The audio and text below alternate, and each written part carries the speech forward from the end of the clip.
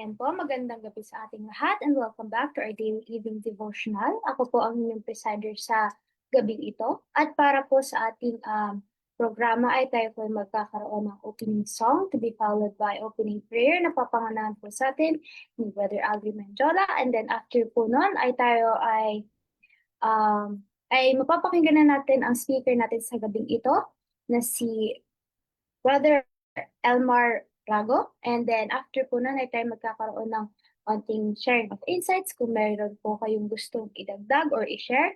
And then after po nun ay tayo magkakaroon ng closing song and then closing prayer. Tubilad na lang po ng um, mga taga-tumpa. So ayun po ang programa natin sa gabi ito. Kaya ngayon po tayo na ay dumako sa ating opening song.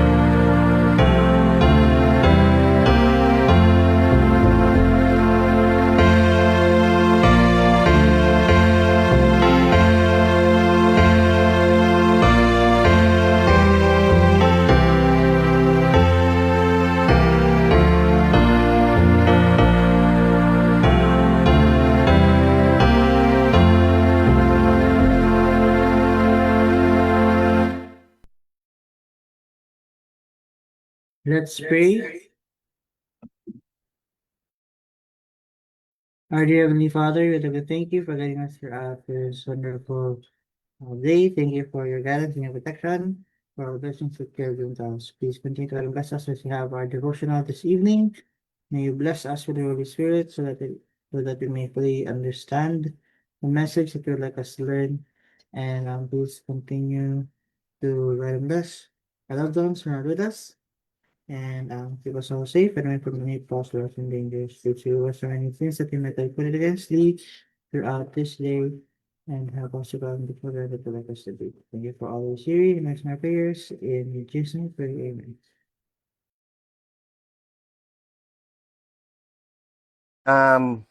Ang pag-aaralan po natin mula sa book na Conflict and Courage, December 21, ang title is The Last of the 12.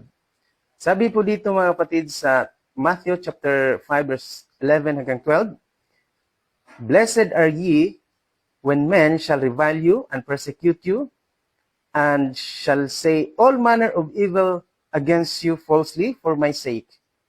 Rejoice and be exceeding glad, for great is your reward in heaven. For so persecuted they the prophet which were before you. Now, sa pagpapatuloy, John lived to be very old. He witnessed the destruction of Jerusalem and the ruin of the stately temple. The last survivor of the disciples who had been intimately connected with the Savior.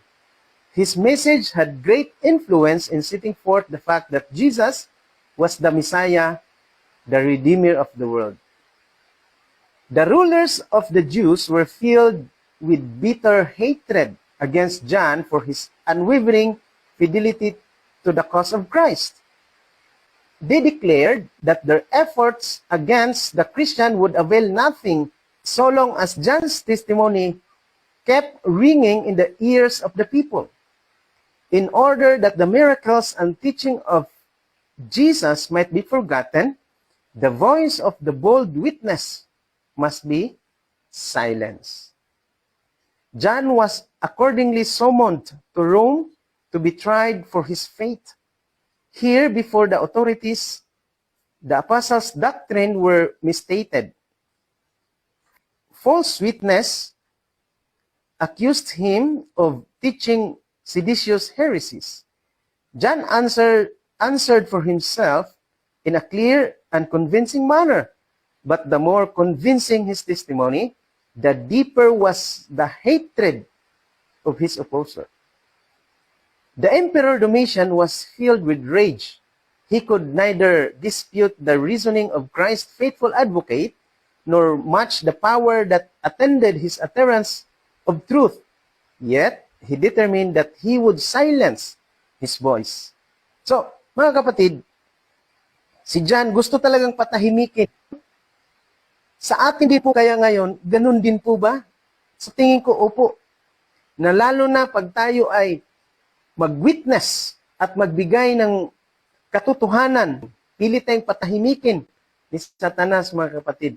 Sabi dito, John was cast into a cauldron of boiling oil, but the Lord preserved the life of his faithful servant, even as he preserved the 3 Hebrews in the fiery furnace. As the words were spoken, thus perish all who believe in that deceiver. Jesus Christ of Nazareth, John declared, my master patiently submitted to all that Satan and his angels could devise to humiliate and torture him. He gave his life to save the world. I am honored and being permitted to suffer for his sake. I am a weak, sinful man. Christ was holy, harmless, undefiled. He did no sin, neither was guile found in his mouth. These words had their influence, and John was removed from the cauldron by the very men who had cast him in. So kung ating pag-aaralan mga kapatid, at magbalik tanaw ho tayo sa panahon nila John, yung mga apostoles ni Jesus Christ dati na faithful, yung talagang nakakaranas ng tinatawag na matinding persecution, mga kapatid, pag yun kaya ay dumating din ho sa atin na klaseng persecution, now ang tanong, makakatayo din ho ba tayo, mga kapatid, katulad nila? Alam nyo, sa ating buhay ngayon, bilang mananampalataya, dadanas ho talaga tayo ng persecution. Ang buhay natin ngayon is parang isang paaralan. No? Parang school room na doon tayo, mga kapatid, everyday, tinitignan tayo ng Panginoon kung tayo po ba ay natututo sa kanyang paaralan. No? Pagdating ng panahon, dumating man ang matinding pagsubok o persecution, tayo ay matibay na. No? So para siyang sinasanay tayo ngayon sa paaralan ni Kristo. And going back doon kila John sa mga apostolis dati, mga kapatid, hindi sila nagiging ganun katibay humarap sa mga pagsubok at persecution sa kanilang buhay kung hindi sila dumaan sa tinatawag na unti-unti na pagsasanay spiritual. So kung babalikan natin ang mga panahon ng mga apostoles during the time of dark ages, grabe ang kanilang nararanasan, mga kapatid, yung mga persecution engine, yung torture device, mga kapatid, na the more na tinutorture sila ni Satan, the more na sila ay lalong naging matibay sa harap ng Panginoon, mga kapatid. Na kahit buhay pa ang kapalit, hindi sila tumatalikod sa kanilang pananampalataya. Now, tayo din po ba, mga kapatid, ngayon sa panahon natin, tayo din po ba ay makakatayo ng ganun na klaseng katibay, mga kapatid? And I believe, makakatayo ho tayo sa pamamagitan ng salita ng Panginoong Diyos if we are rooted, grounded by the Word of God. Now, ang ginawa ni Satan sa ating panahon, ngayon, hindi ho natin nakikita, mga kapatid, yung matinding torture, yung persecution, hindi ho natin makikita. Bakit? Kasi ho, mababasa po natin dito, mga kapatid, sa 2 Corinthians chapter 11 verse 14. So, ang ginawa ni Satan, binago niya ang kanyang tinatawag na strategy. Sabi dito, mga kapatid, and no marvel, for Satan himself is transformed into an angel of light. Dati na si Satanas ay mamamatay tao, ngayon ay hindi na. Si Satanas dati ay napakasama, ngayon ay hindi na. No? At ang persecution ni Satanas na ibibigay niya sa mga followers of Jesus is a worse persecution. Why? Because itong persecution na ito, mga kapatid, is through peace. Yan ang pinaka-worst persecution, mga kapatid, na hindi natin alam sa pamamagitan ng peace ay na-persecute na pala tayo. Kumbaga, nandun tayo sa kalagayan na mapayapa lang, pero hindi natin alam, we are being persecuted through peace. Sabi nga dito sa 1 Thessalonians chapter 5 verse 3, for when they shall say peace and safety, then sudden destruction cometh upon them, as travail upon a woman with child, and they shall not escape. So ang lahat ng nangyayari sa atin ngayon, mga kapatid, lalo na pag tayo ay nasa state of peace and safety. Anyway, walang problema, peace lang ako. Bakit? I have money in my bank account, meron akong magandang bahay, I have a nice car, everything meron ako. So, walang problema. But, anong mangyayari sa atin, mga kapatid, na pinipersecute tayo ni Satanas through peace and safety? Ang sabi nga dito sa Great Controversy, mga kapatid, 315 paragraph 4, the watchman upon the walls of Zion should have been the first to catch the tidings of the Savior's advent, the first to lift their voices to proclaim Him near, the first to warn the people to prepare for His coming. But they were what? They were at ease, dreaming of peace and safety, while the people were asleep in their sins. So, the worst persecution, mga kapatid, yung pinipersecute tayo na hindi natin alam na we are being persecuted, mga kapatid. Anong nangyari? At ease lang tayo. No? So, anong ginawa ni Satanas? Nung nagbago si Satanas, mga kapatid, nung binago ni Satanas ang kanyang strategy, mula doon sa pinaka-worst, yung severe, ang pain nga mararanasan sa tinatawag na taong pinipersecute, binago ni Satanas ang kanyang tinatawag na strategy. Dito po mababasa sa Daniel chapter 8, verse 25, last part dito, mga kapatid, sabi dito, He shall magnify himself in his heart, and by peace shall destroy many. He shall also stand up against the prince of princes, but he shall be broken without hand. So anong gagawin ni Satanas? By peace, he shall destroy many, mga kapatid. No? So, sa buhay natin ngayon, mga kapatid, alam niyo yung tinatawag na peace process. Pag ma-peace process tayo, mga kapatid, yun ang pinaka-worst. Bakit? Hindi na tayo magkakaroon ng courage para gumawa pa ng tinatawag na challenge. No? Natatakot tayo, mga kapatid, na humawak ng challenges sa ating buhay. No? Bakit? Kumbaga, at peace tayo, at ease tayo, mga kapatid. No? Now, meron akong illustration dito sa kung paano, mga kapatid, pala ang hayop. Alam naman natin na kapag ang hayop ay kakatayin or papatayin, magpupumiglas talaga yan. No? Ganon din ang tao, pagka may problema, magpupumiglas yan. So, nabasa ko po dito, mga kapatid, sa Councils on Diet and Foods. I-connect ko lang po ito sandali. Sabi dito, some animals that are brought to the slaughter seem to realize by instinct what is to take place, and they become furious and literally mad. So, alam ng mga hayop, mga kapatid, na pagdadalhin sila doon sa kanilang slaughterhouse, alam nila na papatayin sila. So, anong mangyari sa kanila? Talagang magpupumiglas sila. And they are killed while in that state. So sa panahon na yung stress sila, nagpupumiglas sila, pinapatay sila sa ganung kalagayan nila, mga kapatid. And their flesh is prepared for the market, Their meat is poison. So, ibig sabihin, kapag ang kanilang kalagayan,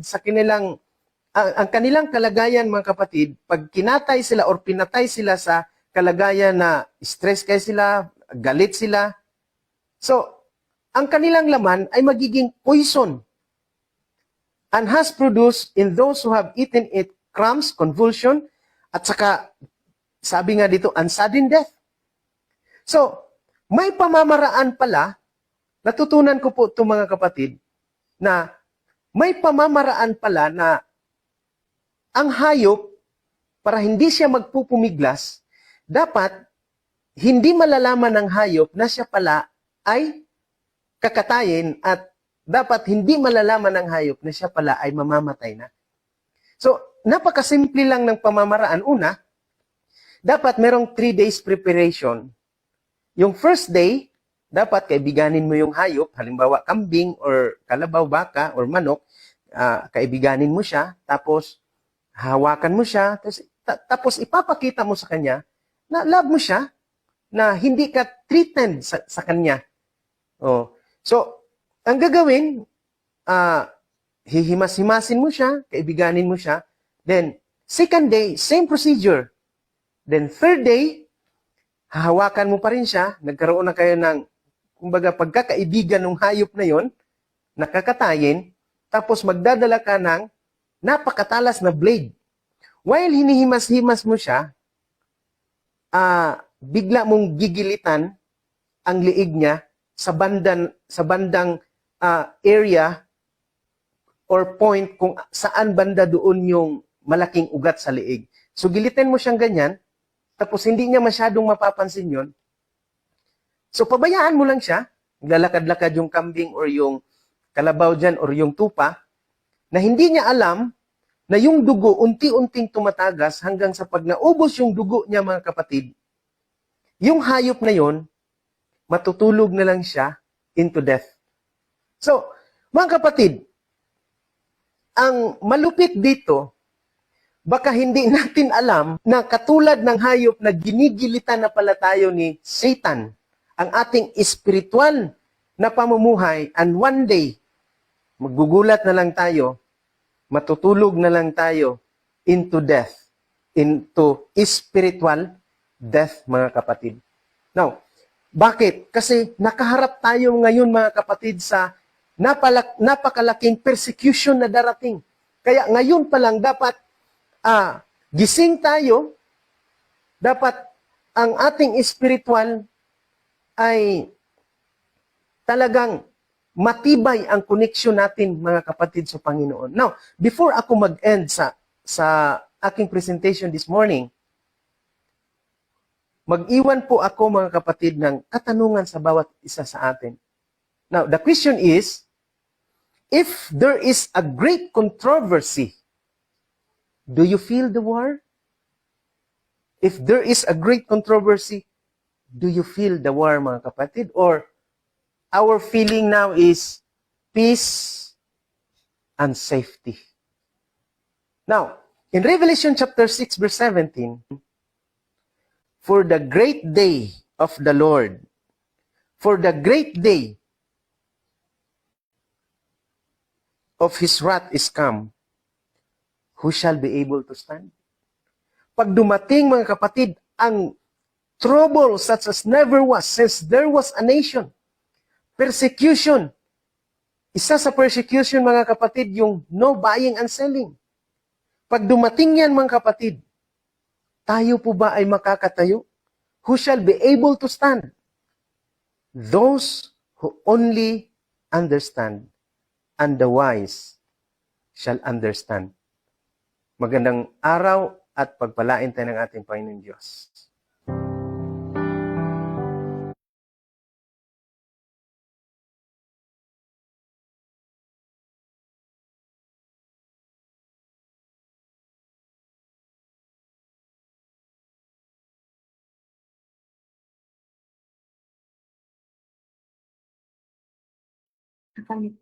So anyways, ayun po, maraming salamat po, Brother Elmar, sa napandang ay naibinahagi sa atin ngayong gabi. Na, ayun nga po, napaalala sa atin o tinuturo sa atin na ang faithful obedience kay Kristo ay yun nga po, minsan magbibigay ng misunderstanding, persecution, at ayun po, false accusation. Pero, ayun nga po, sabi dito, yet such suffering is an honor when endured for His sake. So, magiging worth it ang ating pain and suffering kapag kapag dinedicate natin ito kay Kristo na ay nga po, sinusundan natin siya, sinusundan natin ang kanyang utos, and we are following Christ, ay nga po, alam talaga natin na may susunod o may dadating na mga pain and suffering, maghirap tayo dito sa mundo, pero it will become worth it kapag dumating na po si Kristo. Kasi, ay nga din, pinapakita sa buhay ni John na ang katotohanan ay hindi po pwedeng mapatahimik ni Satanas. Sabi ko,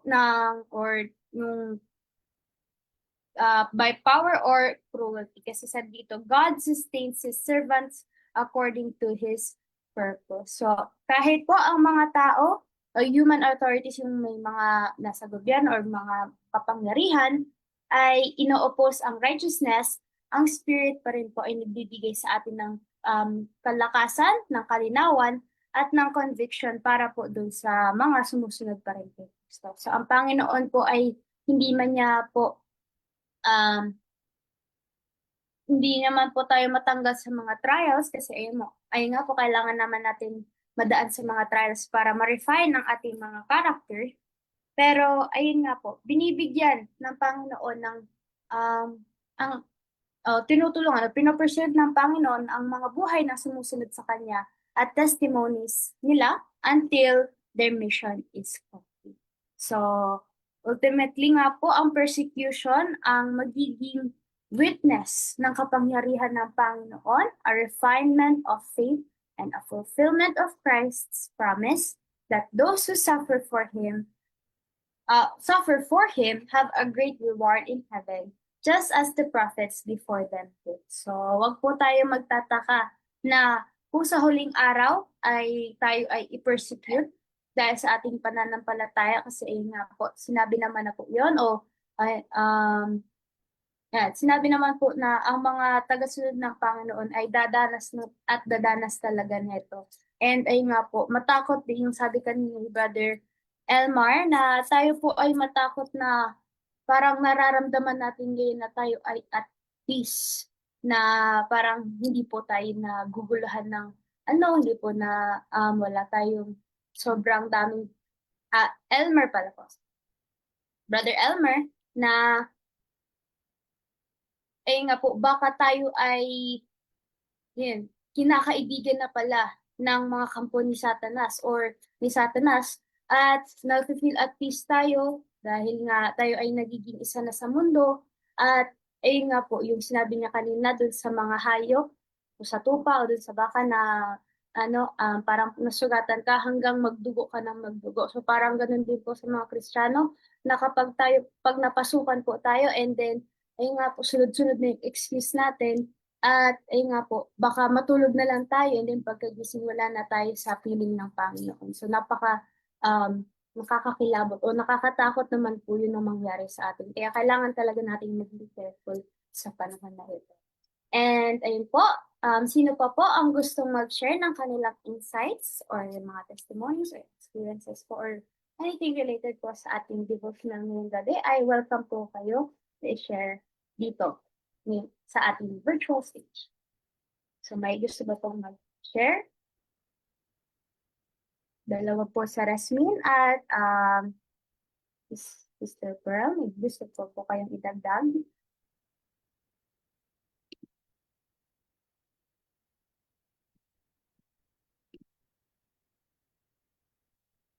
Ayun po. So, kung wala na, dahil malinaw naman po, napakaganda ng mensahe, ay tayo po ngayon ay dadako sa ating closing song and then closing prayer po to be led by Sister Pearl.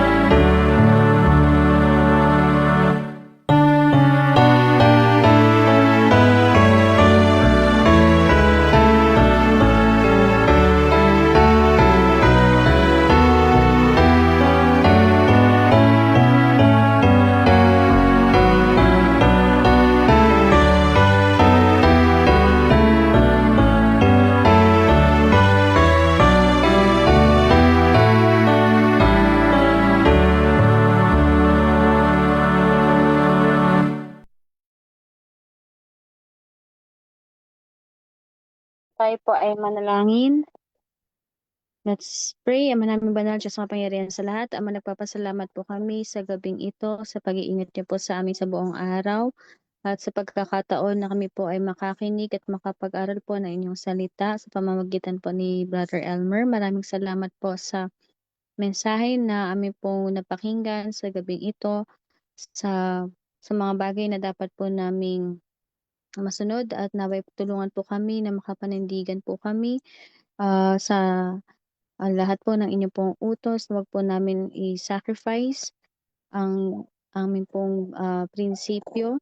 Tulungan po kami kung kami man po ay inuusig, alaman po namin o hindi, at palakasin po kami sa aming pong pananampalataya. Panginoon, tulungan po kami na magsilbing liwanag at ilaw sa mga taong nasa paligid namin. Alam po namin na kami po ay may mga kahinaan, ngunit nariyan po kayo upang kami po ay tulungan.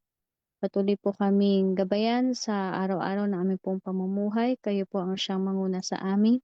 Tumihiling po kami, Panginoon, ng kapatawaran sa aming pong mga pagkukulang at pagkakasala sa pangalan ni Jesus. Amen.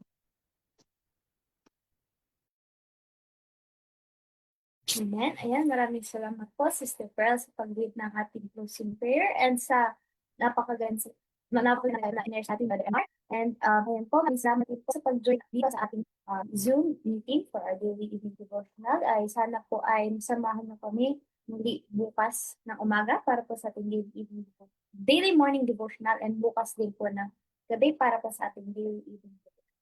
So once again, magandang gabi po sa ating lahat, and God bless us all.